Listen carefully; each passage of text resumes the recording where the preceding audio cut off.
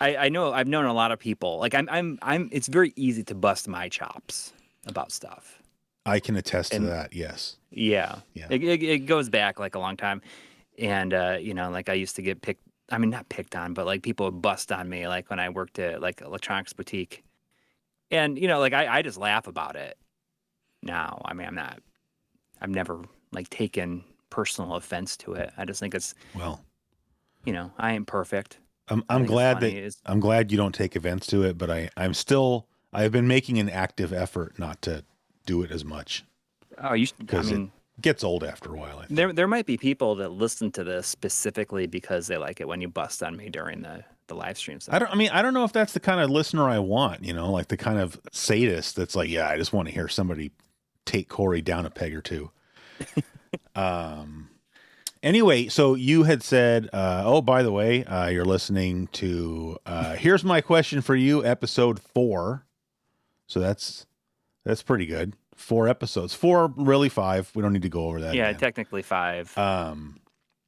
So I know you said you have a question from Dustin, but I have an important conversation topic first. But this isn't something that's going to like take up the episode, I don't think. But we're recording episode 4 now, but episode 0 just basically showed up on all of the podcast distribution services or whatever. I don't know what you call that stuff, but so we finally got that all taken care of. And so the podcast is available on Apple Podcasts, which is it's just how I listen to podcasts.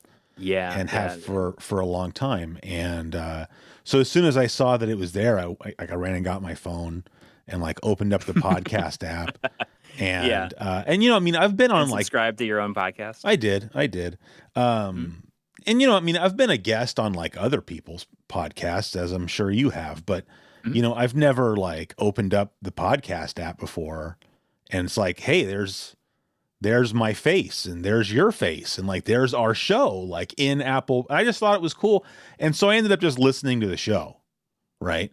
Yeah, I just for kicks, and even I just listened to it through the speaker on my phone. So, which I gotta say, it sounded pretty good that way.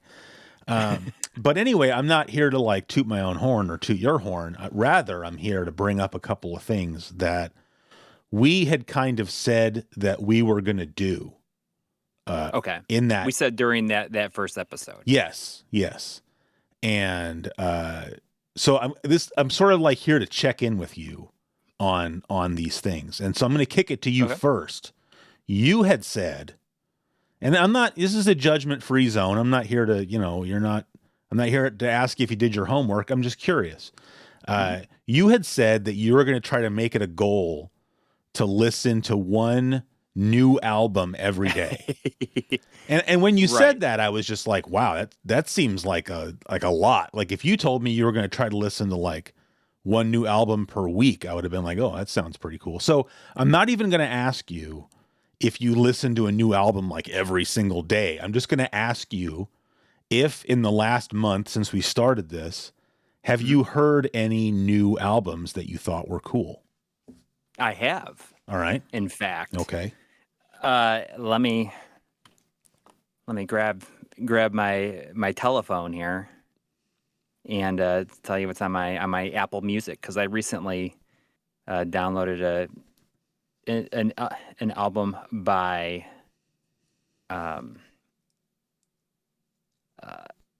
Miami Nights 1984. So that sounds like just based on you saying that, I'm going to guess that it's synthwave. It is, yes. All right. I mean, upon like being exposed to synthwave music, I feel like a lot of the stuff that I've heard has been, it's like the genre of music that I've been most like taken by, I guess, in a very long time. And I do admit that like after you've like listened to a bunch of it, it's like, oh, it's like very similar. But there's definitely like a lot of really good stuff, and I like the feelings that it makes me feel. It's definitely music that makes me feel stuff than a lot of other a lot of other new music, I guess. But the album's pretty good. I think that I downloaded it. I downloaded it on Apple Music because I saw that like another synthwave band that is that correct to say a synthwave band? I don't know. I get that way with some things. Like I'm talking about certain like musical acts where I'm like, is that really a band? Like Kraftwerk or something. Is that a band? Not really. Not right. Yeah. Not I don't by really the know how that classical works. definition anyway. But you could say group, right? I mean, I guess musical group. Oh, I just started playing it because I needed to like see where I was going with it here. I didn't mean for you to hear that, but see, it just makes it start going. Yeah. So, I mean, like I downloaded it because they had another music synthwave band that I like.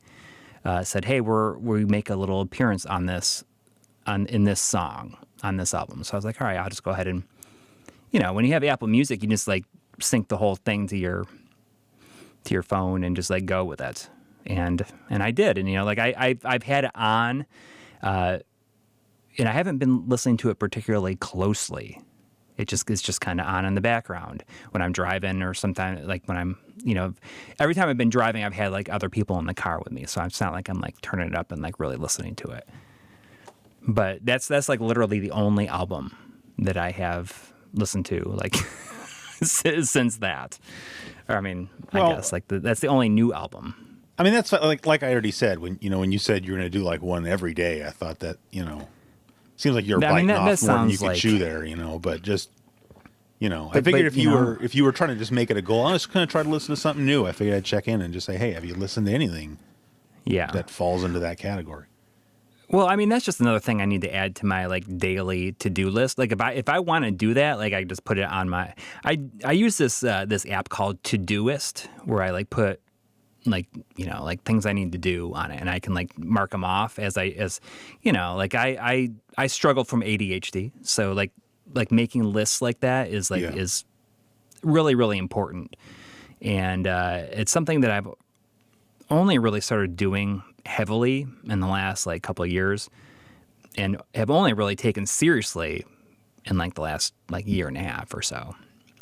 So I have like this list of things that I would like to do every day. And, like I can mark them off as I do them. And they're things that don't even take that long. If I'm going to listen to a new album every day, like I can just put it on. Yeah. And do something else. Like I could easily, but if I have that reminder to do that, then I would probably do it. Just like simple things like, I recently just added like, I want to do at least 30 push-ups a day. So I put that on my list. And if that just like pops up during the day, I'll as soon as I see it, like I'll go and do it. Do they have to all be at the same time? Like 30, like one set of 30 or 3 sets of 10, or could you do like one and then like a while later? I mean, I can't do 30. One? I mean, like being able to do like 30 like real push-ups. Yeah. Like consistently, but like that's the thing is I want to be able. I don't have to do them all at once, but I would like to be able to. Yeah. And if I did it every day, then eventually like I would be able to, and then I could like say, all right, I'm going to do 40. I'm going to do 50. Just like little things like that is just like enough to get my heart going, because, I work sitting down a lot of times. Yeah. And, like, although like I put together this standing desk, like it helps me get on my feet more, but I do like, like I sit a lot. Like where you're sitting right now, is that? I'm standing actually. Oh, you are? Like I'm like I got this. So I assumed because of your horrible posture, I assumed you were sitting. Well, I could stand. I'm just kidding. I can be down there, but yeah, that's cool though. I would love to have a standing desk at work or at home. It's not even like a standing desk. It's like it's just like this. Well, it's a desk that you stand at. Yes, but it's a thing that sits on top of my desk, and I press this like lever in, and I can raise it. Yeah. Excuse me, I can raise it up. So you can still sit there also if you choose. You can lower everything, and that's pretty cool. And it takes like 15 seconds to do. Yeah. Which is good, and I just feel like when I'm doing this podcast, like it's good for me to be on my feet. The only downfall is like I'm in the basement, so I'm like standing on it's a cement floor, but I have like the vinyl Yeah. whatever it is, like over the floor, but it still like kind of hurts your back. But you can get one of those like squishy. Well, I got one. That's what I got. Oh, okay. Like I had this thing and I just pull it out and it's kind of squishy and it like helps a lot with that. Yeah. But like if I put listening to a new album on my list every day, then I could probably maybe do it like most days. Yeah. But there's other things, I've like try, Mark, who I do My Life in Gaming with, like he has been like slowly learning Japanese by doing these like daily little things that I think it's like completely free. And it's like, here's this like this kanji symbol. This is what it means. And you slowly like learn this stuff over time. And I think like, that can't be that difficult to do. Just like every day you do that. And that pops up on your computer in the morning or something like that. Well, you could just get like Duolingo or something, and Oh, what is that? Oh, it's maybe that's what he's doing then. It's like an app you get for your phone where it's supposed to help. I don't know how effective it is. Oh, maybe it is on his phone. But it's supposed to help you learn, like you can learn any language, I think, with Duolingo. Yeah. But like if you quit doing it, it'll start like harassing you. Like not, but that, I mean, that's, it'll start sending you need, reminders right? like, "Hey, you haven't done your lesson in a couple days. Like, get your shit together," which is nice. Sometimes you need somebody to give you a little push. Sometimes, yeah, exactly. So, like, I was thinking about maybe doing that, and also, like, I was recently, like, I would like to, like, I have a synth, like a MIDI synth, and I'd like to kind of learn how to play that a little bit. Yeah. And there's this like, this teaching program called Melodics. Okay. Melodics that I was like thinking like, oh, I wonder if I could just do like a lesson in that each day for probably take 15 minutes. I mean, all the stuff I'm talking about like is literally like an hour out of my day when you think about it. Yeah. And I guess like if I was listening to a new album every day, just putting it on, I still do that. I could put on a new album and do this other stuff while I was listening to that. So, I mean, isn't it so weird that, like it's only an hour, but you feel like, oh man, like it's like hard to find time to do it. And it's just really just like finding the motivation to do it. Yeah. That's what people should say is finding the motivation. Yeah. So I'm going to put that on my list, on my daily list. I think there's something to be said for like, okay, I'm going to listen to a new album every day, but like, I'm just going to put it on while I'm doing other things versus like I'm gonna go sit in a chair with headphones and like critically listen to this whole album. Because I feel like if you just put on an album while you're just doing something else, if at no point does that music ever really like grab your attention and get you to stop what you're doing for a minute and like really listen to it, maybe that album is just not for you. Exactly. Because sometimes you just hear stuff and you're like, oh, this is good. And sometimes it's really good and you just want to go back and like listen to that same song again. Yeah. Right. And that doesn't happen super often, but I wonder if if I'm just putting on different stuff every day. Yeah.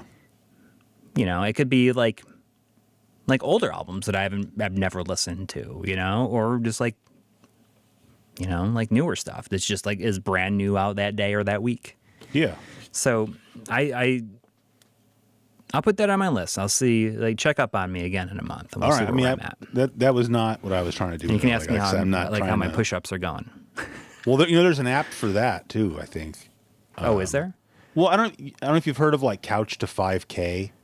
Oh, So there's it's like where it just sort of trains you to be able to run a 5K, assuming that you can't run like at all by just, there's like a little program like, okay, you're going to run for 2 minutes and walk for 2 minutes. And Dave, you do that like, 3 days a week or whatever. And at some point you'll be able to run 5K. So there's something like that for push-ups.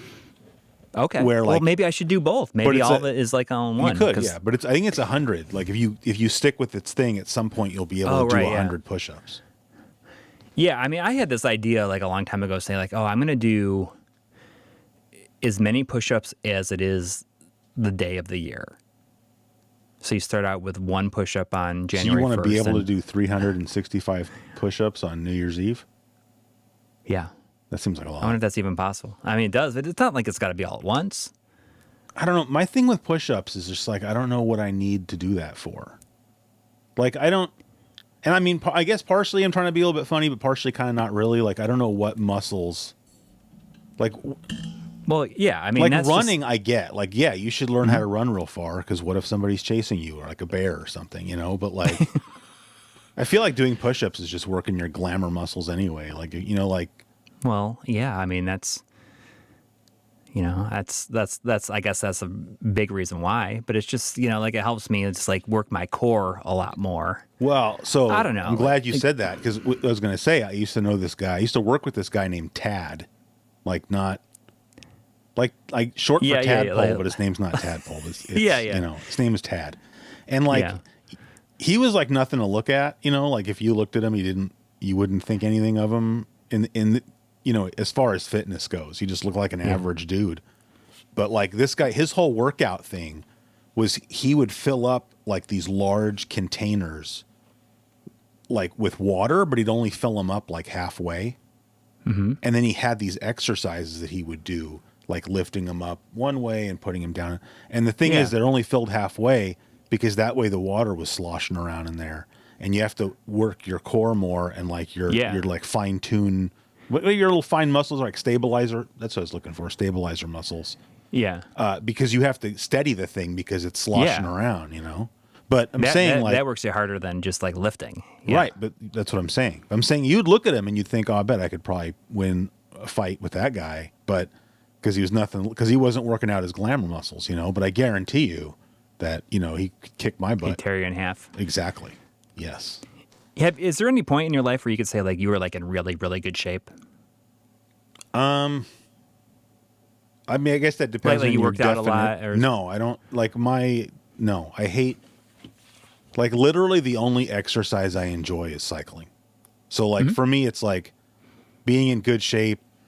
You know, really just meant that you know I had like beefy quadriceps and like pretty nice looking calves, and you know a round butt or something like that. I guess you know like whenever I you know because like right now we're getting sort of towards the end of my cycling season, and so like my wife will notice you know oh, wow, your butt or whatever you know which I don't. That's just inappropriate. I don't care if you're my wife. Like, quit looking at my butt. But anyway, that's the only I've never like going to the gym and lifting weights. Like I admire people that can do that. You know, like that's like their focus is like oh yeah, every day after work I go work out and like you know you see how like you know cut they are or whatever. I'm like man, that's pretty cool. But like the amount of how work. much time did that take? Yeah, and it's one of these people, things where like if you stop doing it, it's all going to go away, right? It's like. Yeah, but it takes a while for it to like really go away. Like if you've done it for a long time, it's not like it's going to be a month and it's gone. It's going to be like a couple of years, and you know, it's not that quickly. Yeah. You know. Yeah, but I'm saying like that's nowhere near like what would be like the normal steady state of a human body, you know? Yeah. Yeah. For sure. Which I mean, that's not an excuse not to do it. It's just I don't know. It's not how I want to spend my time. But like I said, people that do that, I think like that person looks really good, you know, or whatever. Yeah. But yeah, I mean, it's. I wish that like there's definitely points in my life where I had like the real dedication to do it. You know, like mainly when I was like, you know, like suffering from heartbreak is when it was like the easiest. You got to get back down to dating weight, right? Yeah.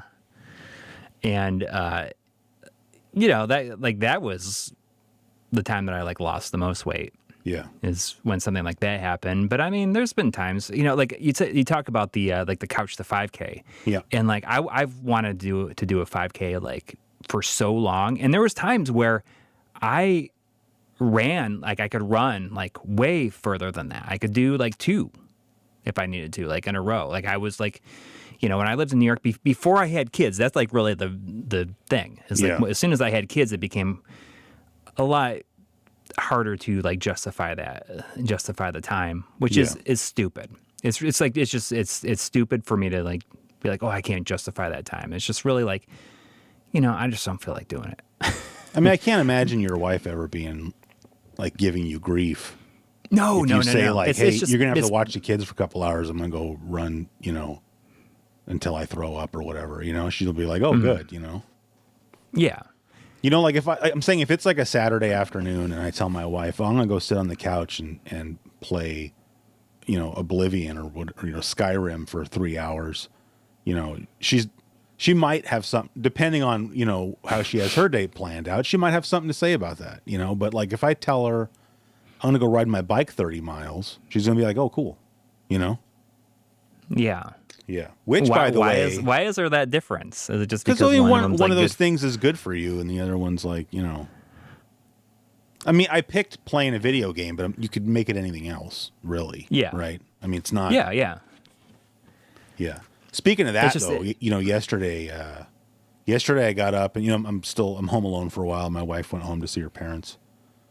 So like yesterday, I got up and I went out in the backyard and did like a bunch of yard work. But I mean, like not like mowing the lawn kind of yard work, like digging up shrubs that didn't want to come out, kind of like, you know, hard work, you know. Yeah. And I did that for like 2 hours, and then I came inside and just like rinsed the dirt off of my forearms and off of my legs, and like put on all my cycling crap, and I went and rode my bike like 27 miles.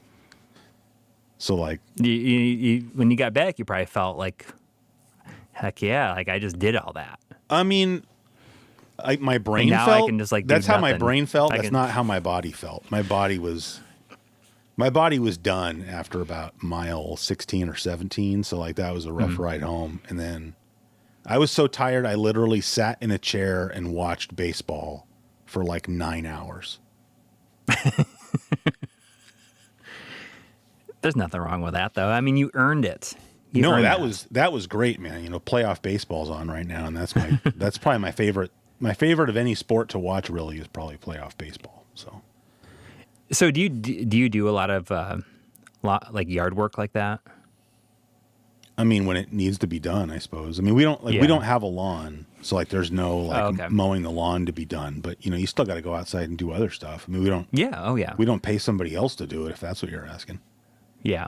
Yeah. I mean, when you do that, though. Yeah. I mean, I'm only asking you because I feel like this all the time. Do you ever like when you finish like doing that yard work and you go out and look at it and you're like, yeah, I did that. Dude, I went out. I like looked out the window this morning again at it and was like, that looks pretty good out there.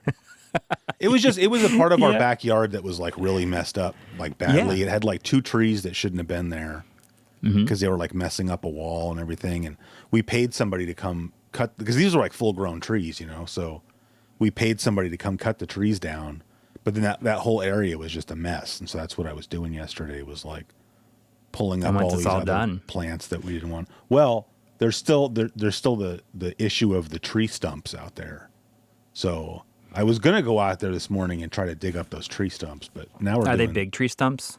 You have to like get a stump grinder. Well, that's what I'm trying to avoid. Because when you have to get that, that's like you got to hire somebody to bring that in there. I mean, you could go rent a stump grinder, but you're probably better off paying someone who like knows how to use a stump grinder, which I don't. Yeah. But no, like I would say one of them is maybe like at most a foot in diameter, and the other one is smaller than that. So I feel like maybe you could dig them out. I don't really know. Anyway, though, so the main thing I wanted to talk about. And that's why I was, you know, checking in with you on the music thing, because you had said you were going to listen to, you know, some new albums.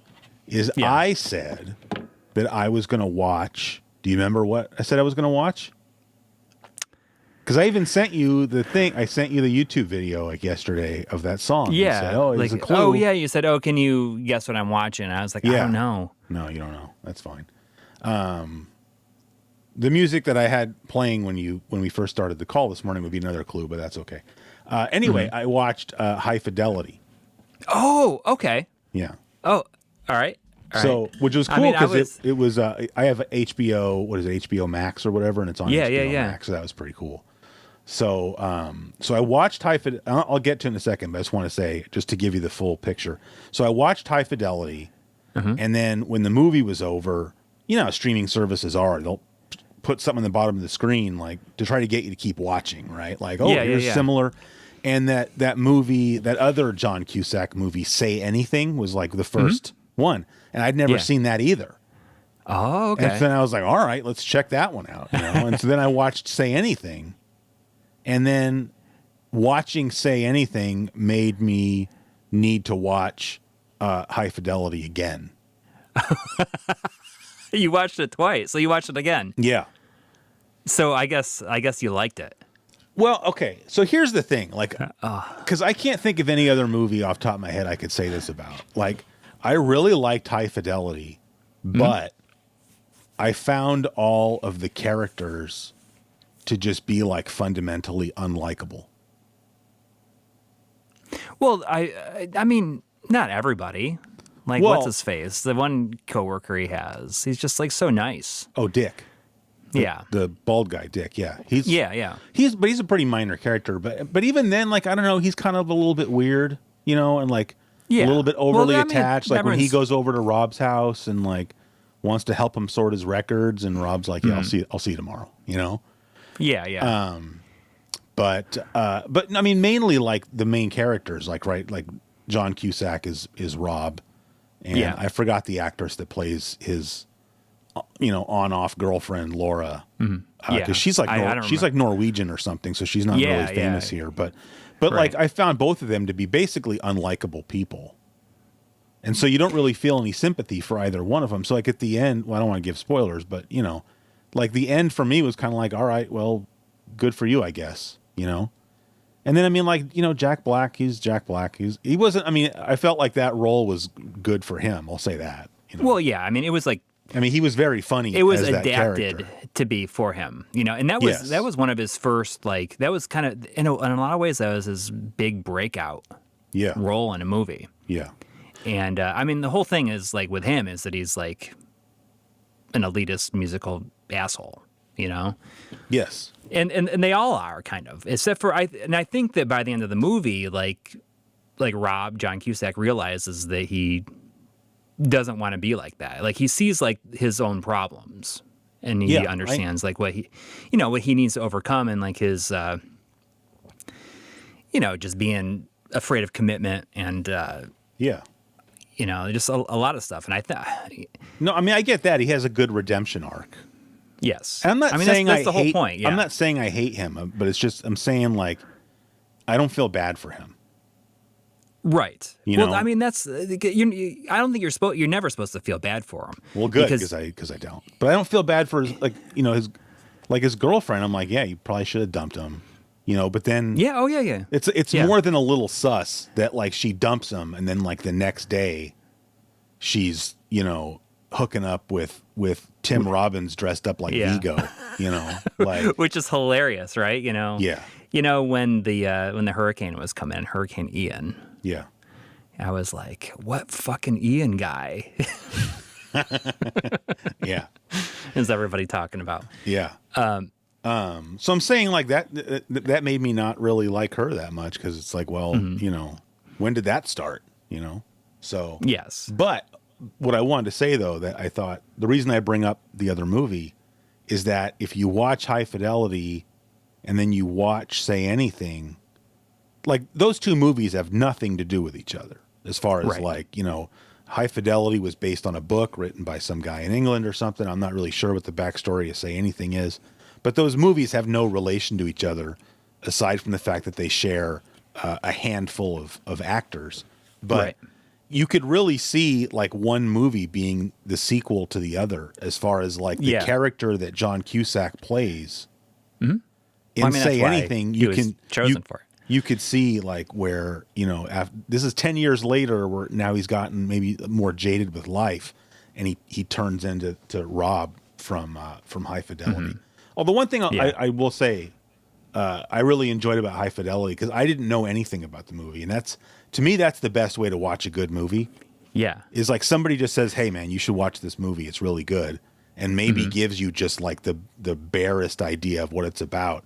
And then you go watch it, because then, like, you know, nothing has been spoiled for you at all. So it was like, for me, it was fun to see a lot of actors and actresses that I didn't expect. You know, I didn't know they were in the movie, like Tim Robbins as Ian, you know, or like just like Joan Cusack being in it was cool. Well, of course she's going to be like that era is over, I guess, because John Cusack's isn't really, he's like in direct to video stuff now, it seems like. But like the two of them were always in stuff, you know? Yeah. And like another movie that I recently watched that, you know, it has the same feel is, I guess, but in some ways is School of Rock. I haven't seen it. You should watch that too. I mean, Because of Jack Black, you know. Yeah, but I mean, it's like that is a movie that was specifically written for him. Yeah, I can imagine. And it's good, you know. Like I watched it with my kids. Yeah, and it's like it's a movie for grown-ups who like music, and also kids that that don't understand the power of music. And that's what I liked about High Fidelity also, is it really made me. I think one of the reasons I enjoy it as much as I did originally is because like I watched it when I was going through like a bad breakup, and it like helped me like realize like that movie and the movie Swingers. You ever seen Swingers? Oh my God, I love Swingers. I just watched it again the other day. Yeah. So like those two movies were I feel are like the breakup movies that helped me the most.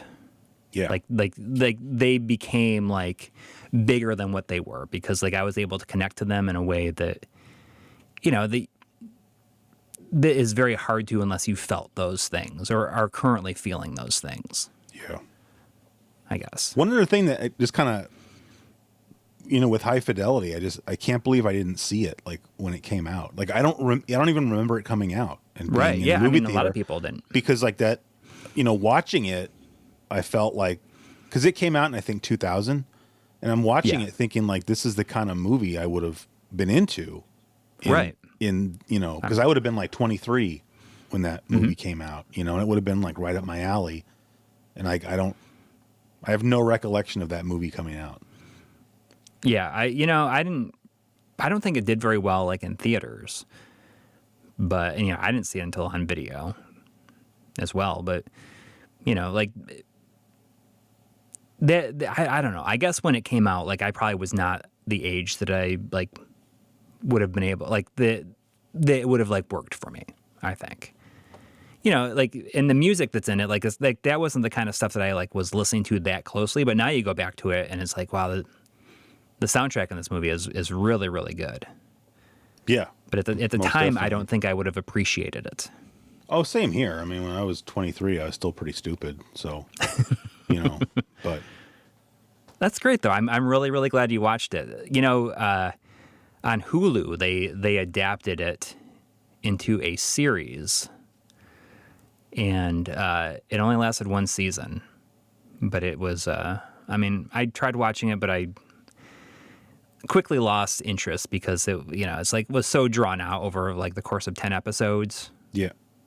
But also like I just like the original movie so much that I couldn't get into it. Oh, I get that. But when you say they made it a series, like they tried to take the same plot. It's like the same plot, but like stretched out. I mean, they made it's based on a book. Right. Yes. And just like that same thing, but it has a lot of the same. It has obviously the same characters played by different people, and they made the character of Rob, like I don't remember, like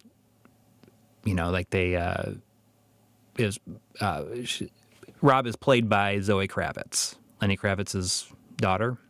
So and Lisa Bonet's daughter, who was in the movie. Yes, exactly, which is kind of funny, right? But yes, I mean it was okay, but like. I don't know. Like I like the original too much to like get into it. Well, it just seems like the kind of thing the whole that thing. It was just not needed. Right. Yeah. Right. It's kind of like what we were talking about in the last episode about when I was talking about bands that cover songs by other bands, and then it's like, well, what did you really do? It's just like it's just not needed. Like if you're not going to put your own twist on it or something, then.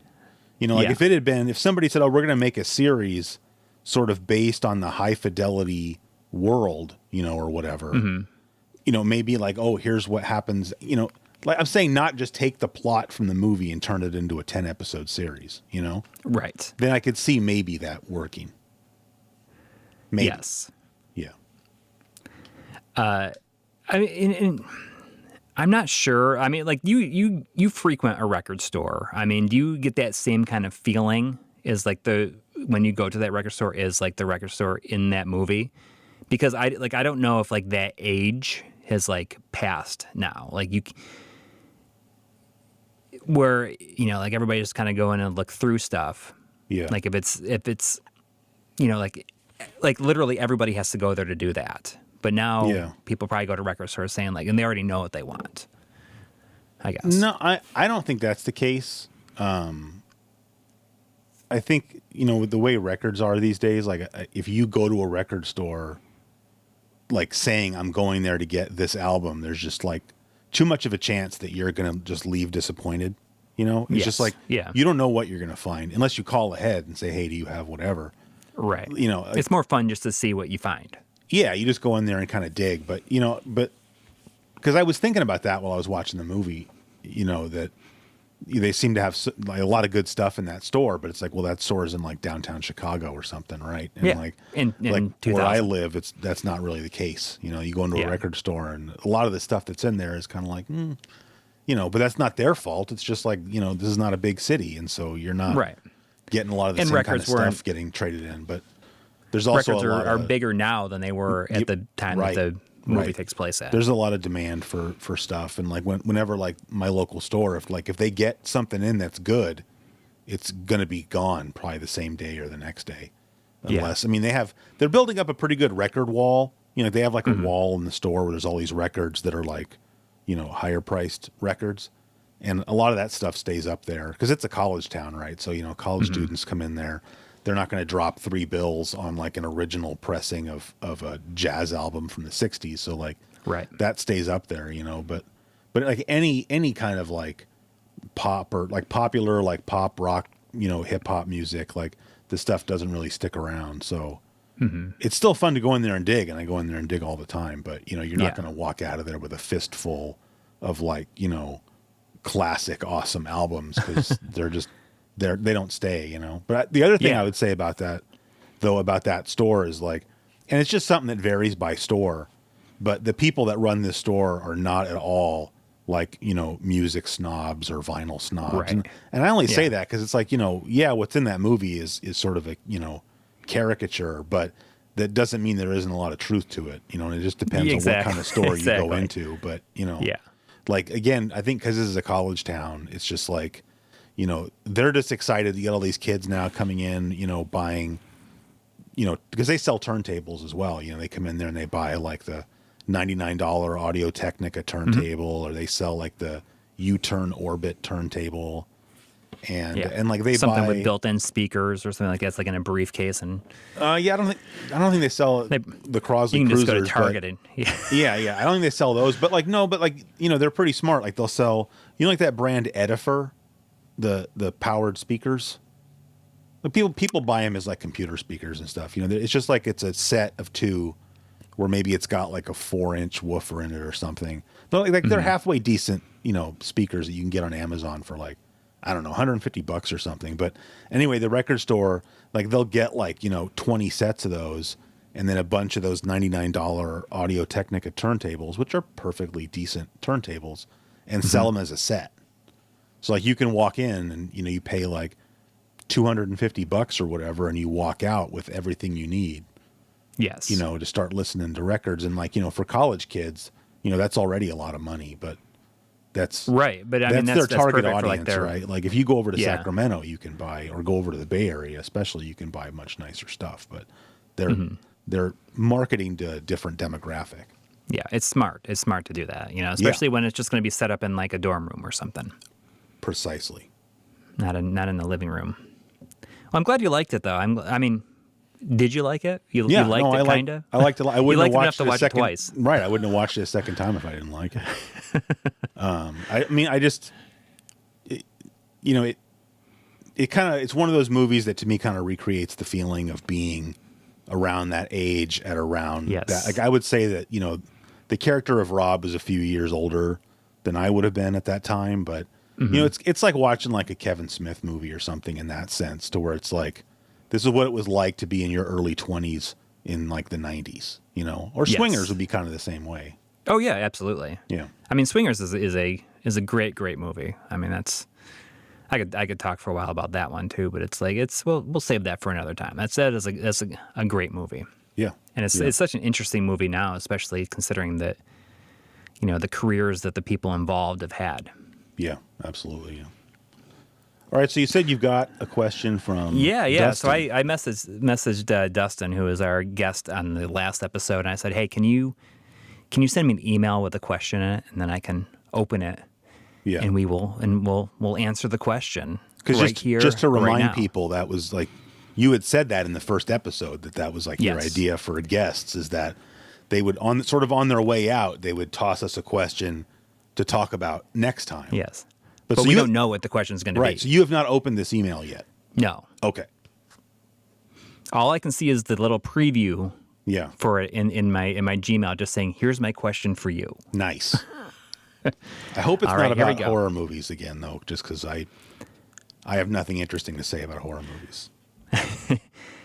Well, let's see what we got here. Okay, so Dustin Kramer asks, he says, here's my question for you. What media artifacts, movies, games, books, albums, etc., are you most ashamed of not having seen, played, read yet? Alternatively, what media artifacts would people be most surprised you haven't experienced yet? So he's just saying, that's basically Really a movie I've never seen, or an album I've never important listened things, to. yeah. Oh my God. I have a lot of stuff that falls Is into there that certain things category. that really jump out at you that you think about? I mean, music wise, this is like stuff that I should listen to. There's plenty of stuff that I should listen to, like if I'm listening to a new album every day. I have a lot of blind spots. I barely listen to any classical music. Classical music is like this gigantic black box to me. In fact, I was just talking about that with someone the other day, because I told her how when I was in college, I took a jazz appreciation class because I just needed, I needed like 3 credits in like a humanities. And so I opened the catalog and was like, oh, jazz appreciation, I'll take that. And it was a cool class, but it was, it gives you like a base of knowledge to where, if you name like a jazz artist, then in my head, I'm like, okay, that was about this era and whatever. And you can put things in context.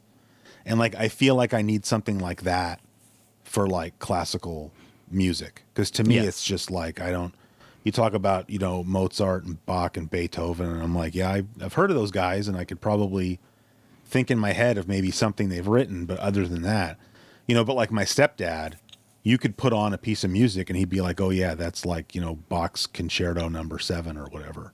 And I'm just like, whoa, but Yeah. it's because I don't have any kind of base of fundamental knowledge when it comes to classical music. Yeah, same here. It's definitely not something that I have. I would like to, but it seems like a lot of effort. You know what I mean? Like that's something I feel like I just can't put it on.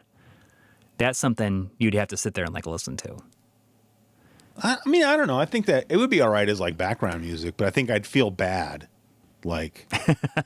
putting that on. That would be like a real taking dick, just being like, oh. I don't know. It just feels like if you took an old jazz standard and put it on while you were changing the oil in your car or something and not really paying attention to it. It's like you're wasting it or something, Yeah.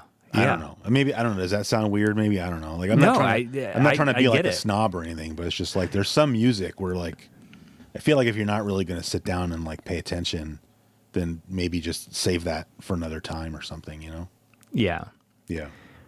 But there's other music I would say I've got my bases covered on music more than anything else, just because I listen to music more than I watch TV or watch movies. And that's more of where I like to actively seek out, stuff that I've never heard before, where, somebody will be like, oh yeah, that's an awesome album and you should check it out. Even if it's something nobody's ever heard of. Not nobody, but something that people are not popularly aware of because it's something kind of esoteric. But but I would say when it comes to music, I am least knowledgeable probably about some hip hop stuff. I always hear about how a Tribe Called Quest was one of the greatest, or is one of the greatest, hip hop and rap acts of all time. Can't tell you anything either. Right, but I want to. I'm saying whenever I see oh yeah, I need to check those guys out, and I haven't done it yet. But the things I always pull out if I'm just trying to piss somebody off is I'll just mention that I've never seen any of the Lord of the Rings movies or read any of the books. And I can say the same thing for Harry Potter, but I feel like I'm old enough that like I can kind of get a pass on that, right? Yeah. Like, well, you're 45, you know, it's kind of like, not that I'm saying there's not a lot of people my age that have seen Harry Potter. I'm just saying like, I don't think you can reasonably give somebody my age grief for having not seen Yes, that. I Or, agree. I agree. Same here. Like I saw him because, you know, my group of friends were into them. yeah. But like And Lord of the Rings, I feel more like people get a little upset you sometimes. should, you know, you watched 9 hours of baseball yesterday. You could have watched so much, the entire. That's so much better. Like I don't. Is it though? Oh my God, the Mariners Jays game yesterday was insane. Like that was I walked away from that like just wow. I was like messaging with a friend of mine who's a Mariners fan. Just like, oh my God, that was crazy. You know, But like, I mean, there's a no way I'm going to well-regarded get. film adaptation of like one of the But I'm greatest saying if I fantasy sat stories ever down told. and watched like the I don't even know the names of any of the movies. Isn't one of them like the Two Towers or something? I don't know. That's the second one, yeah. Okay, great. So I'm saying there's no way I'm going to sit down and watch that. And then afterwards, I'm going to be like, where's my phone? I have to like talk to somebody about this right now. Like, that's just not going to happen. Are you sure? But, I feel like you should. Oh yeah. No, I'm not going to do that. I mean, you should just watch the first one. Nah, watch I'm good. you're good. I'm just 100% not interested. And I don't know how to like make myself care. It's like the same thing. Like I've never seen any of the Star Wars movies that came out after Revenge of the Sith. Right? Revenge of the Sith? Mm-hmm. Yeah. I mean, Like, there's some people out there that say that you're lucky for not having maybe, seen but those. I'm saying I just don't want to. Like maybe they're good. I wouldn't know. I think the whole idea of doing that is stupid and I just don't really want to watch them. So I was just recently talking to somebody about those. Like I can watch the original 3 Star Wars movies like infinitely. Like absolutely. And I don't think that there's been anything Star Wars related that's come out afterwards that I have watched more than like all the way through more than once. I mean, I don't think I'm not that bad. Like, you know, every once in a while, like I don't know if it's TNT or one of the cable networks will show like all 6 of the reels, and I'm like, if I got nothing to do, I'm like, yeah, all right, let me check this out. I'll watch some Attack of the Clones or whatever. But I agree with what you're saying. Like I could start Star Wars and go through Empire Strikes Back and Return of the Jedi, and then immediately go back and start Star Wars again. Yes. Yeah. Like you could do that twice at least in one day, maybe 3 times actually. What, 18 hours about? You could do it. And I would do it. Yeah. Maybe you'd feel that way. I think at some point you should give the Lord of the Rings trilogy. You don't have to watch the Hobbit stuff at all. You don't need to. It's not very good. I'm just probably not going to. But you might feel that way. One of the things I think is good about it is like how many, like it feels, it's got some great special effects in it, but also it has like,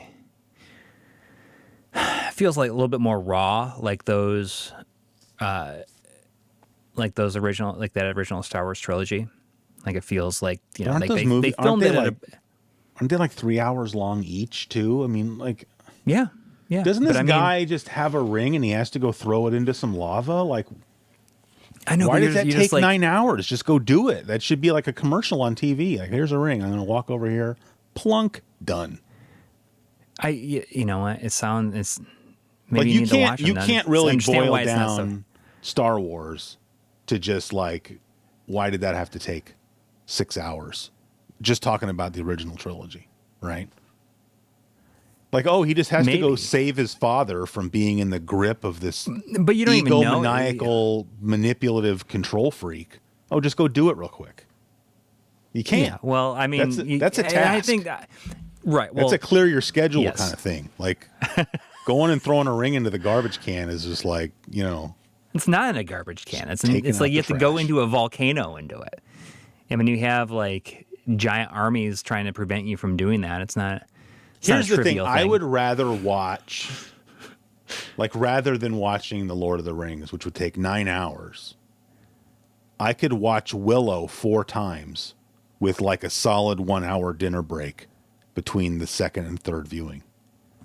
See, that's so interesting because, I mean, Willow wouldn't exist if not for Lord of the Rings. I get it. You know, if you like Willow, I think if you like Willow enough to watch it, I'm not saying I 3 times in a day. I'm not saying I wouldn't like it. If it was like one movie, I'd be all for it. It's just that 9 hour time commitment. Well, it's basically like one. It's basically like one big long movie. I get that's right. That's what I'm telling you. That's my issue. Like, that's a lot. And by the end, you know, a lot of people when the third movie came out, people said, "Oh, you know, the ending is so long," you know, or like ties up a lot of loose ends and all this stuff happens. It's because, you know, you've spent so much time with these characters, you want to see them. Yeah. You fully want to see what happens to them. I get it. Oh, sorry. Can I say one more thing? Because Sure. I want to hear yours as well. Obviously. I mean, I don't even. Oh, come on. I'm just. You know, I've never played, like, really tried to at least. I can't say I've never played at all, but like, never spent any like appreciable amount of time with any Legend of Zelda game, except for the 2 on the NES. Really? See, that seems pretty crazy.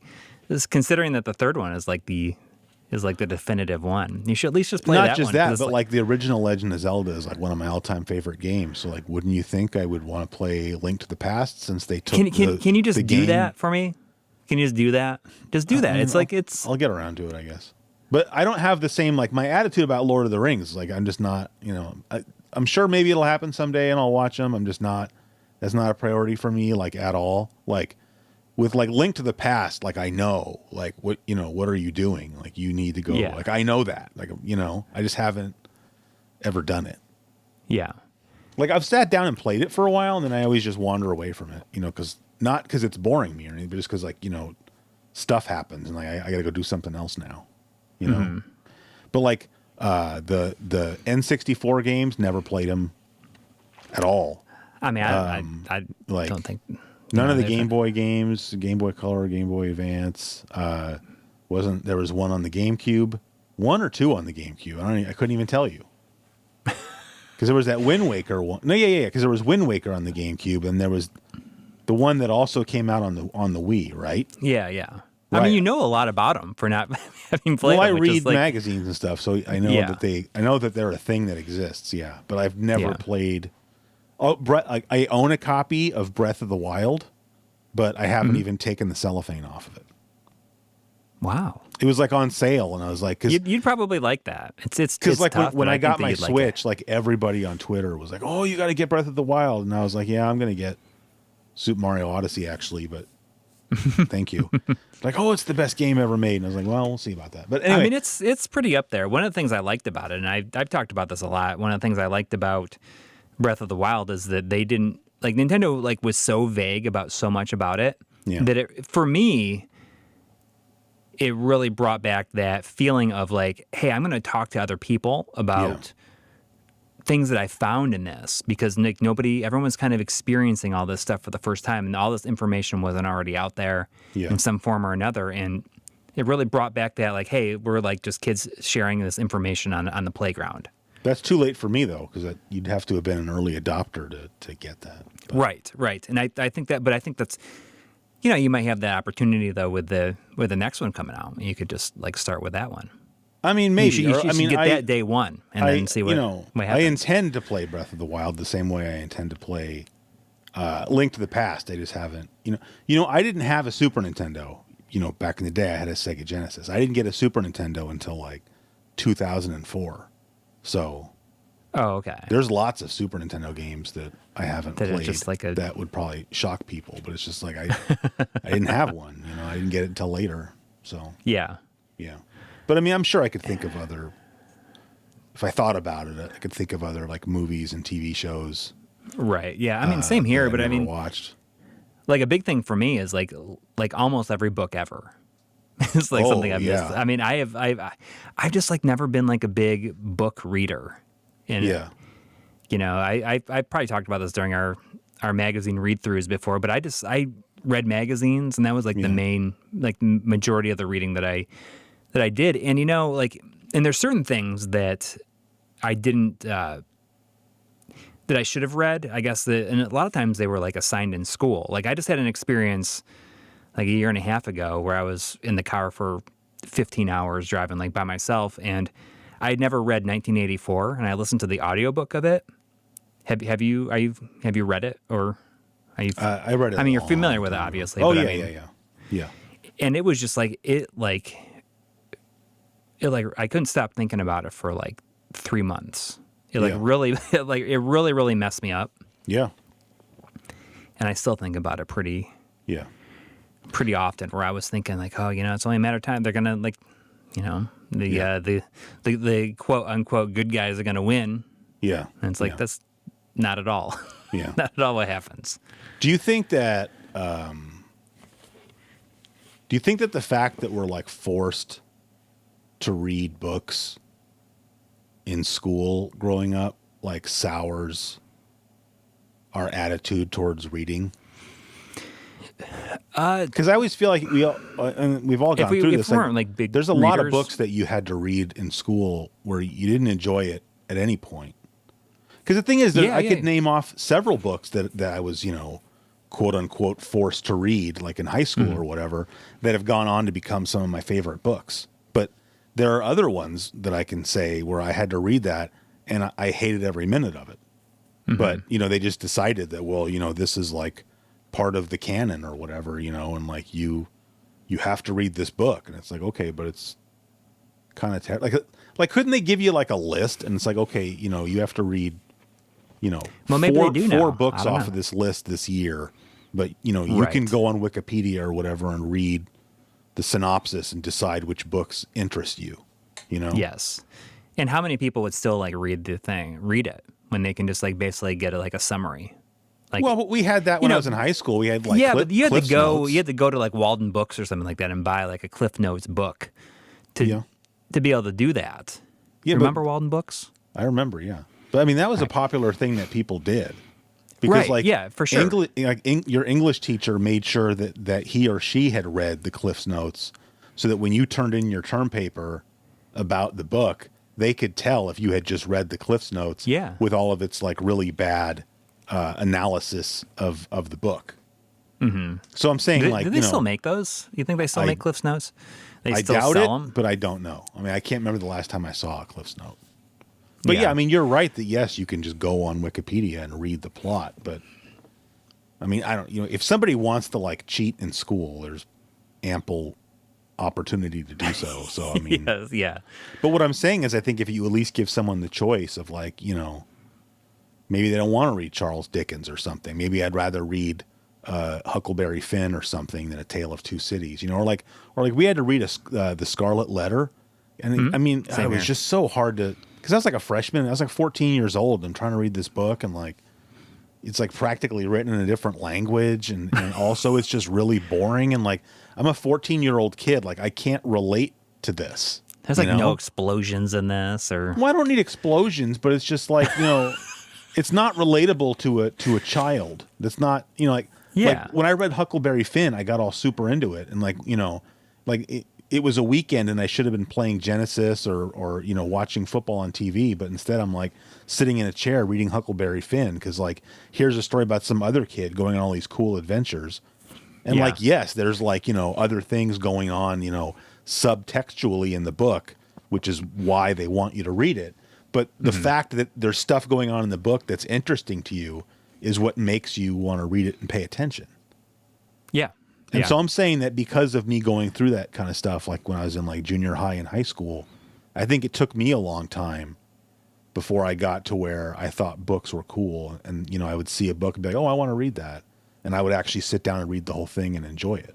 But it's like, it's like vegetables, you know, it's like your parents forced you to eat, you know, lima beans and Brussels sprouts and the things that you hated as a kid. And so, of course, as an adult, you're going to be more closed-minded to that kind of stuff because, like, the first thing you're going to think of is like, oh yeah, my dad used to overcook asparagus until it was stringy and then forced me to sit at the table until I cleaned my plate. Because that's exactly what they do at school. And then it would make your pee smell funny. The stringy asparagus is, yes, then it would make your pee smell funny, which I still don't care for. Although, you know what's worse is eating beets. Because I always forget. Right? Like you eat some asparagus, then you go take a leak, and you're like, oh, okay, well, yeah, I ate some asparagus, so that's what that's all about. But like, that's like 20 minutes later, right? But you eat like beet salad, for dinner, and then the next day you get up, and you have breakfast, and you have your coffee, and that gets things percolating, and you go in the bathroom and send a fax to Cleveland, and then the whole bowl is red, and you go through like this at least 15 seconds of like, oh my God, I have colon cancer, before you remember like, oh, I ate beets last night. That's right. It's them beets. Gets me every time. I need to put a Post-it note. Like if I eat beets for dinner, I need to run upstairs and put a Post-it note on the wall opposite the toilet that just says, hey, you ate beets, right? Yeah. Yeah. So I'm thinking about movies that like I definitely feel as though I've missed, or that I feel are a big blind spot. And, as someone who, when I was in my late teens, I guess, like anime was like really hard to get a hold of. It was just like really tough to like see stuff. And I think about that, and I think about how I never have gotten around to like watching like almost like any of the Miyazaki stuff. No, are you familiar? I don't know. No. He's like one of the most famous, I guess, anime directors. Well, he's done stuff like Spirited Away and like Nausicaa and My Neighbor Totoro. It's just like what's the one that everyone knows? Princess Mononoke. Yeah, I know the names of some of those, but I've never seen any of them. Like, I don't.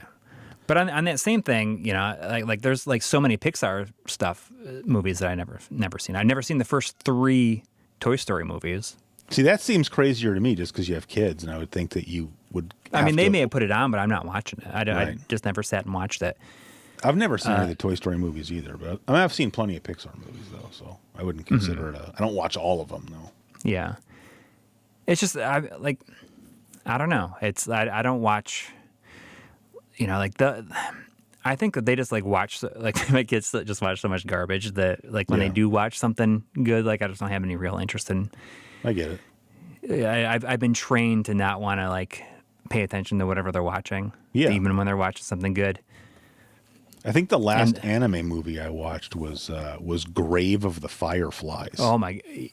That'll turn anybody off to.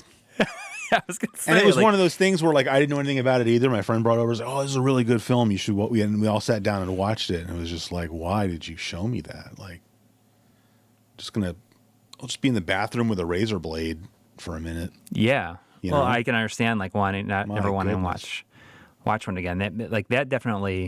That movie definitely messed me up, and I've never been able to watch it again. Yeah, yeah. Like I watched that one time, and I like early on when DVDs are still pretty new, and the idea of like anime coming out on DVD, I'd be like, oh, I'm gonna buy this. I'll buy all this stuff like as it's coming out, and like I watched that, and I was like, why do I even want to own this? I just want to get it out of the house. I mean, there's just movies like that where like you can watch it and you can say, wow, that was great, but I never want to see it again. Yeah. Well, I mean, that was like, I'm not saying it was very, very good, but in a way where you're like, oh, I don't want to watch that ever again in my life. Yeah. Yeah. I mean, it's, I had a similar situation, I guess, like not I guess to some people it'd be considered great, but, when I was in like my first year of college, I rented the original Texas Chainsaw Massacre. Oh yeah. Like my girlfriend at the time, we rented it on Halloween and we watched it. Yeah. And like I had to return it that like immediately after watching it because I felt dirty having the videotape in my house. Like I want this out of my home.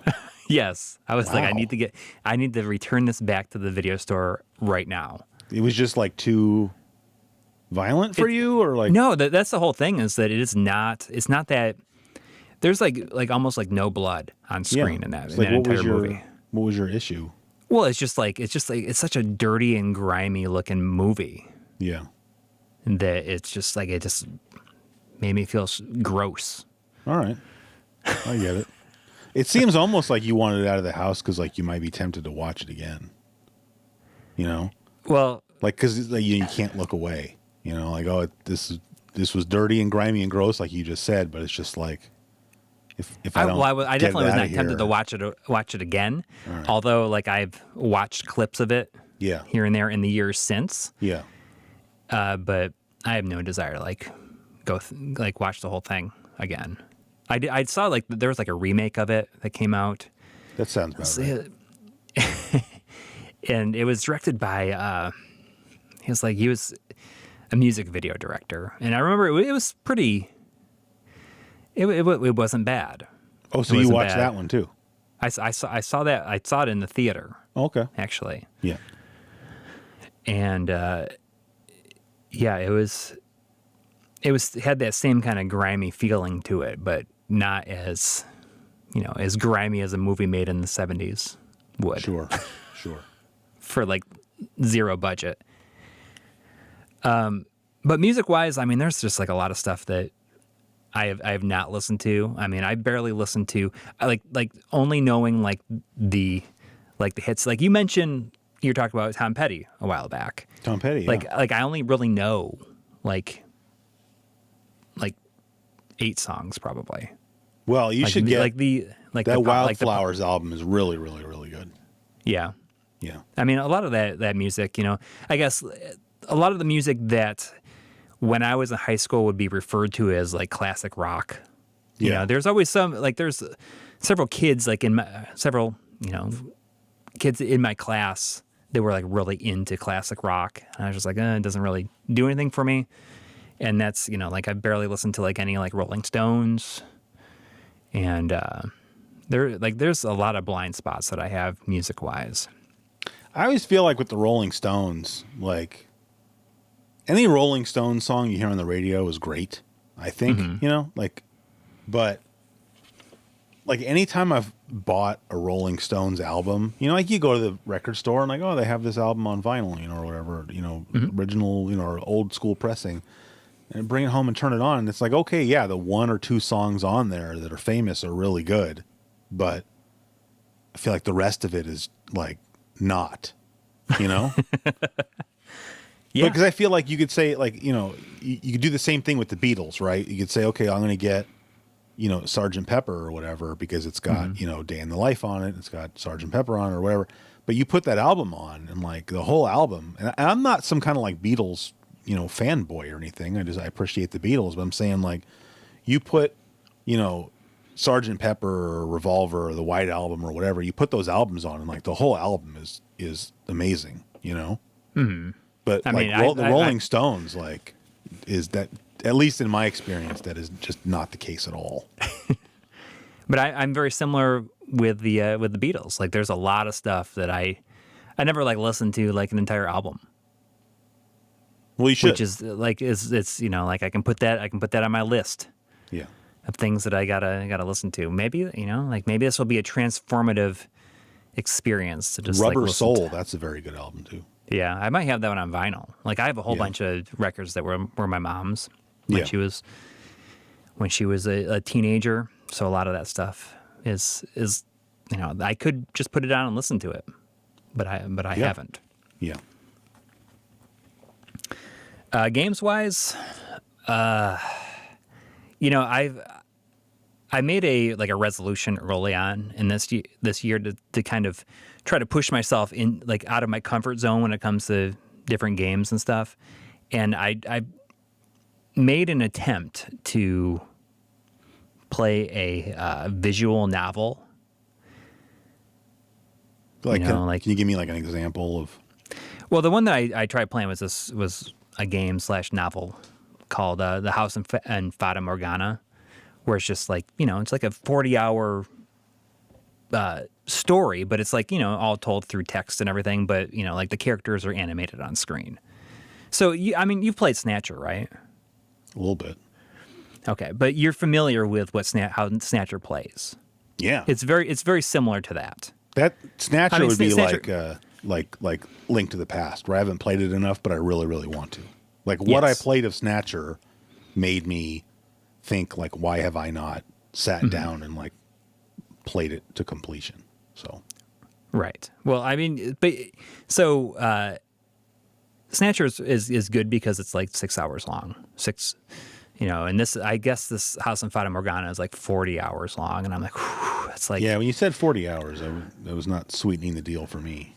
Yeah, but some people say once you hit a certain point, you just like you can't put it down. And I basically got to like right before that I reached that point. Yeah, I'm like, literally every time I'm sitting down to play this thing, it's like I'm falling asleep. I can't stop it. I don't know like why it happens, but I just like fall asleep. Have you been same thing it? happened with Shenmue like years ago. Yeah. Like when I first played the game. Have you played through Shenmue? No. But have you played it at all? Very little. Okay. Well, the thing with Shenmue is it has like a lot of the characters have like their routines for each day, and everything like moves. It's like time based, right? There's like each day passes by, characters do certain things on certain days of the week. Sure. And you got to but the first game doesn't let you like fast forward time or anything, so you might spend a lot of time like waiting around. Oh. And I was waiting around for something to happen. I fell asleep for it's kind of understandable for like hours. Yeah. And I'd never been able to go back and try it again. I realized like it's just going to put me to sleep. I feel like there can be certain things though where like, because I was going to ask you, about this other, what was that other game? That something Morgana or whatever. Yeah, the House in Fata Morgana. Yeah, sorry. Like, are you playing it like right before bed? Yes, I mean I was. Because I was asking that because a lot of times I would say I do the lion's share of my like YouTube viewing like right before bed, and I started to notice that you would get to where it was almost like a Pavlovian response where like I would hear the voice of a certain YouTuber or whatever, Yeah. and it would just put me to sleep, not because the person's boring, but just because like maybe I fell asleep watching their videos one too many times. And so now, like, even if I watch one of their videos, like in the middle of the day, like It's I'll start subconscious. It just feeling happens. sleepy. Because it's like I said, it's like a Pavlovian response. So maybe it's that. Maybe I need to just try, like, maybe I need to put myself in a different environment. Yeah. Or To play re-experience it in the middle of the morning or like whatever time of the day is like your wheelhouse, Yeah. Like, I've been enjoying like TV shows, like one episode a week. I'll usually like watch it when I'm having my coffee in the morning or something like that. Like, I just feel like it's easier to consume like one episode a week, like the old fashioned way, I guess. Like I can't like binge watch like more than one. I don't want to binge watch. Like, I just would rather watch one episode of a show and then like think about it for a week and then watch it again the next week. That's hard though, because like, it's just so easy to binge watch stuff. But, right. But I think what you're saying sound like that's better. That's how you should. I mean, that's kind of like one of the biggest debates that I think that people have these days. Like, oh, do you like binge watching stuff, or do you like to, do you like the weekly release schedules? And I just think it's more fun to have a weekly release schedule where I can just let the plot kind of sink in and think about like, oh, what's going to happen next, instead of feeling like you got to rush to consume it all so that nothing gets ruined for you. Yeah. Oh, I thought of another one because this one makes people angry. I've never seen an episode of Breaking Bad. Oh, okay. Well, but that's not.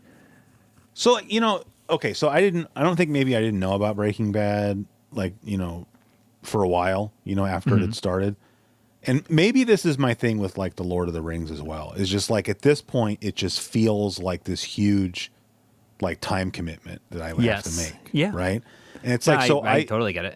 And so with Breaking Bad, it's even worse because it's not three-hour movies. It's like several seasons of. It's like of 5 seasons of the show. Right. Then you have like a movie. Yeah. And then you have 5 seasons of a prequel show now. Right. Exactly.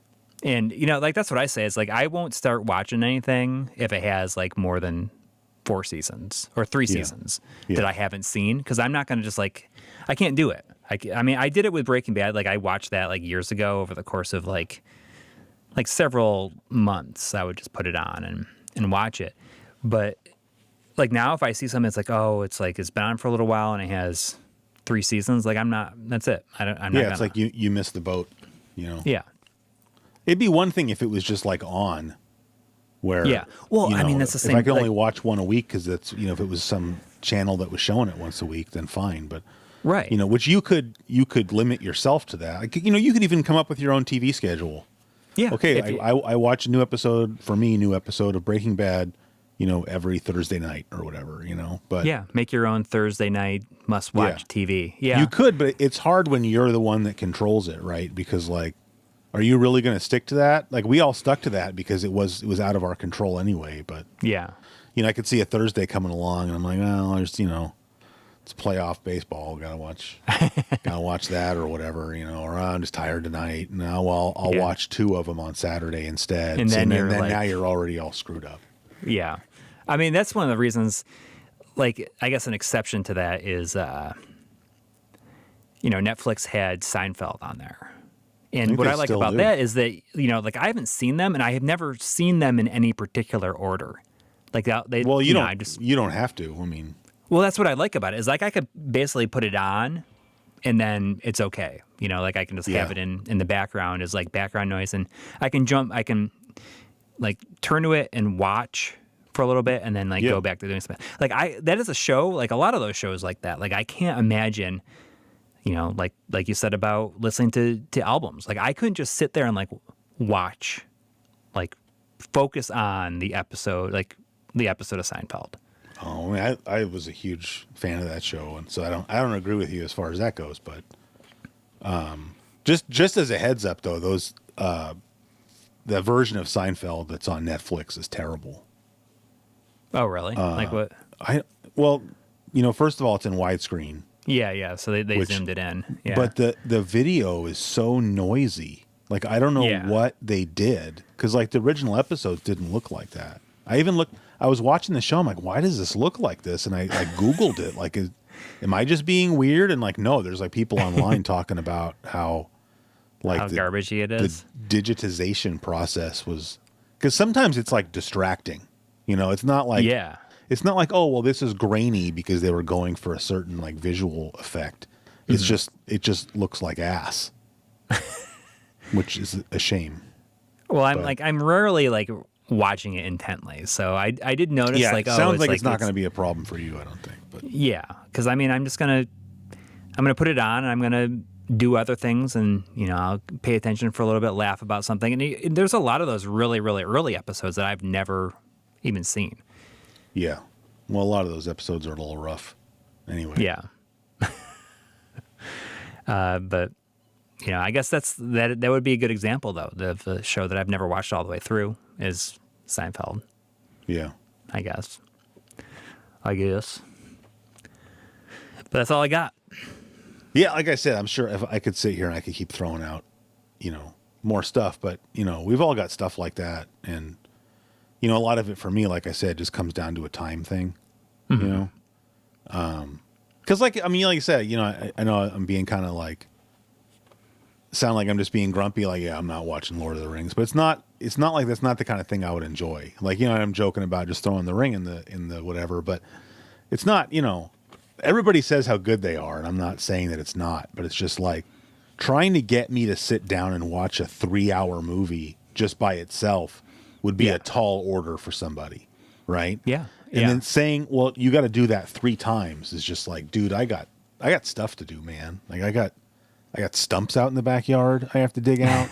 Like, well, I mean, it's a similar reason. Like, I've never seen any of the Godfather movies. Really, you've never seen them?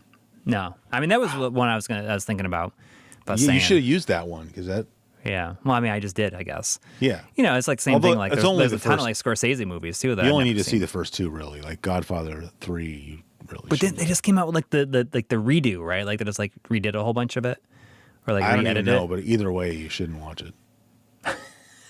Okay. All right. Even like Godfather 2, to be honest, like, I mean, I don't know. You can't really have this conversation because you haven't seen Godfather, but you know what Godfather is about, right? So like, Yeah. Oh yeah. the first Godfather is like fine the way it is. Like, don't even mess with it. Mm-hmm. The second Godfather, I don't know if you know, like it keeps going back and forth in time. Right. Right. Yeah. Like the part of it that is in like then modern time, I think Mm-hmm. is mostly stupid. Like the plot is like dumb. And so Yeah. if they had just said that The Godfather 2 is going to be a prequel to Godfather and it was just going to have De Niro playing the young version of Marlon Brando, that would have been a way better movie. So I guess the reason I'm telling you that is even watching The Godfather 2 is just like, to me, it's like a good movie and a mediocre movie constantly like intercutting, back and forth. Yeah. You know, there's a thing about like those kinds of movies, and a lot of it, like I've never seen Sopranos, right? You still never seen Sopranos? Okay. So, there's something about like these like the mafia movies and shows and stuff like that just like it makes me like so uncomfortable. Why? Because like horrible things happen to people, and I just like feel so bad for the people like caught in the crossfire. Yeah. I mean, sure. I mean, I guess I've seen the first episode of Sopranos. Like we had to watch it when I Okay. was in college, like All right. in one of my video classes, film classes. Yeah. We watched the first episode of that, and it's like there's something about that. It's the same reason I haven't seen like a lot of the Scorsese movies. Yeah. Like I've never seen Casino. I've never seen. Casino's so good. Yeah, I mean, it's just like there's I something like it, about but- it that makes me feel like That's a rough movie, though, Casino. There's some messed up stuff happening in that movie. yeah, Sticking a guy's head in a vice, that kind of stuff. yeah. See, like Yeah. stuff like that. That's like, oof, I can't. Yeah, I can't don't handle care it. for that. I wasn't like, oh, cool, his eyeballs popped out. Like, that. Did to that me really was not- happen? Is his eyeballs come out? Yeah, they don't show it, but like the guy is laying on a table with his head in a vice, and they're tightening the vice because they're trying to get him to, divulge a piece of information, and then like, Joe Pesci says something about like, oh, his effing eyeball popped out of his head, like whatever. But I mean, there's other stuff like that. I mean, it's a very graphic movie, but going back to like, I would say this about both Godfather and The Sopranos. Like, I think the reason that I like, not the reason, but at least a big reason I like watching those movies isn't for all of that, all of the criminal activity and whatnot. It's just like, it reminds me of my own childhood of just like, this big Italian family, like sitting around a table, Right. eating dinner and the stuff they were eating and whatnot. Like, that's like, my favorite part of watching like The Godfather is when they're just, sitting around eating like Sunday dinner, because that's the kind of stuff that we did when I was a kid, with my dad, with my nana and papa. And so I guess same thing with like The Sopranos. It's like a lot of the food that they're eating and whatnot is just like, takes me back, but then also makes me go, I should go make a baked ziti real quick, Yeah. Yeah, but that's like my person. I mean, I still think those are great movies and that's a great TV show. But like, I think maybe if it wasn't for like what I just said, I don't know. I'm sure that would make me not enjoy them as much. I see. Yeah. I mean, I don't know. I wish I probably should, but it's like a whole other thing. Like Sopranos, like that's what, like 5 seasons, 6 seasons. 6. Yeah. I mean, that's that's a like, lot. that's a big commitment, and then there was that movie that came out, that prequel movie that just came out. I haven't right? seen it yet because I'm waiting because my wife and I have to watch it together, so I can't. I Oh, haven't watched it yet just because we watched The Sopranos together. So I see. Yeah. it's hard because like I want to tell you that like, well, you don't really need to watch the whole series, but it's just. I'm not going to just like watch certain episodes either, Well, no, I wasn't going to say that. But so my thing with The Sopranos is just that, like, and I know you haven't seen it, but I feel like the Sopranos started off as like a black comedy. Mm-hmm. And like, I love black comedy, right? It's like, yes, Right. it's violent and it's about this mafia family, but like, there's stuff that happens that's so ridiculous that Right. it's like, it's a black comedy. You have to just laugh at it. And then as the show went on, it stopped being that and just turned into a drama show. And it's like, well, wait, where did all the dark humor? Because it was like, the show was like, it was like not believable. Like you'd watch it and it's like, this is like not, you can't get that affected by all of the violence and whatnot because the whole thing was like completely unbelievable, Right. But then later on, it just like the show got a lot darker. I still like it, but at the same time, I kind of missed, this show was a lot funnier when it was funny, You think a lot of other people feel that same way? Oh, I don't know. I mean, I haven't like tried to go to like Sopranos message boards. Does your wife feel that same way? Yeah, I mean, I kind of mentioned it to her, and she was, but I don't think she wasn't really in the mood to have like a substantive conversation about the Sopranos that morning. But she was like, "Yeah, I see what you mean," because I went and kind of watched the series again. And that was the biggest thing I noticed was like this show used to be, have a lot of like laugh out loud moments because it was just so ridiculous. And probably when you go back to those early episodes, you're like, "Wow, that's what I'm saying is like after the first couple seasons, I just kind of lost interest. I ended up not finishing the rewatch because I'm like, it's just not as funny anymore. Yeah, and it's just like all like sad and horrible all the time. Yeah. It was just like there's like this one character who's like. They killed him off at the end of the first season, though, and that was one of the things that kind of pissed me off because he was like a really funny character. But like, he was real mean to his wife, and like this one morning he's getting ready to go for a jog, and his wife is just like nagging at him, and he's like yelling from his front yard, and he's like, "Yo, ho, did you hear me?" And she comes out and she's like, "Yeah, I think that I heard you already." And he just looks at her, he's like, "Go take a Midol." And he starts jogging away, and she's got like a cigarette hanging out of her mouth, and she just flips him off. And then like while he's out for his jog, that's when he gets killed by the other people. And then like a couple of scenes later, the news crew is in front of her house, and she's like being interviewed, and she's crying, and she's like, "The last thing he told me was that he loved me." It was just really funny. Yeah. But they quit doing that kind of stuff, Yeah. Like they forgot how to do it, I guess. Yeah. But yeah. All right. Well, that's an hour and a half. It was like I don't got anything else. Why not? I just think things are starting to slow down, and we don't want to start having awkward pauses or whatnot. So yeah, we don't want to force it. We don't need to force it. Time to call it. Let's call it. All right. So you want to let everybody know about our new social medias? What's new?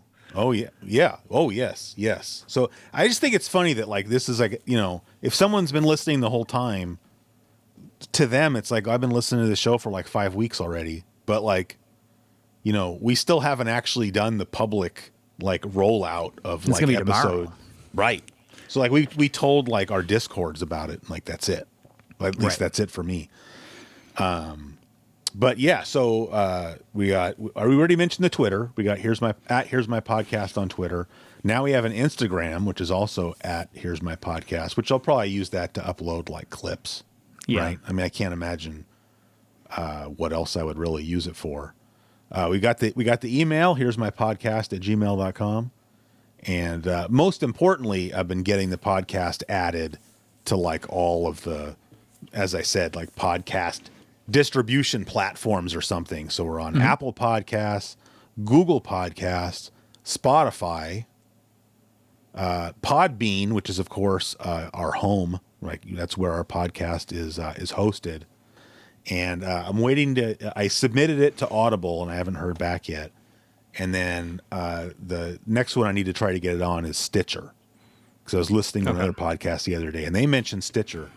So, and I did ask in my Discord, like, hey, like what, are there other, just asking like people who listen to a lot of podcasts, like, well, what are you using? Because I want to make sure that we're on whatever people want us to be on.